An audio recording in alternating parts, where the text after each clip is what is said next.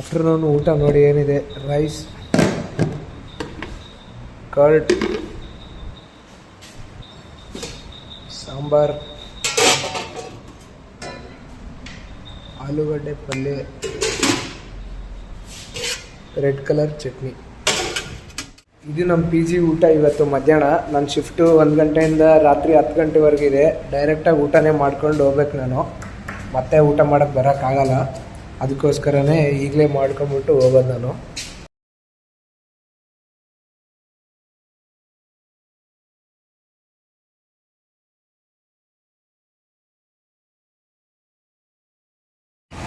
Guys, ತುಂಬ ಬಿಸಿಲಿರೋ ಕಾರಣಕ್ಕೆ Rapido book ಮಾಡೋಕ್ಕೆ ನೋಡ್ತಾ ಇದ್ದೀನಿ.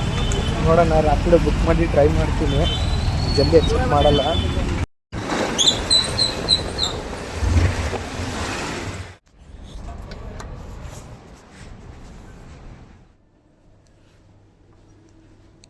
ಹೊಸ ಟೆಕ್ ಪಾರ್ಕಲ್ಲೂ ಪ್ಲೇಯಿಂಗ್ ಏರಿಯಾ ಇದೆ.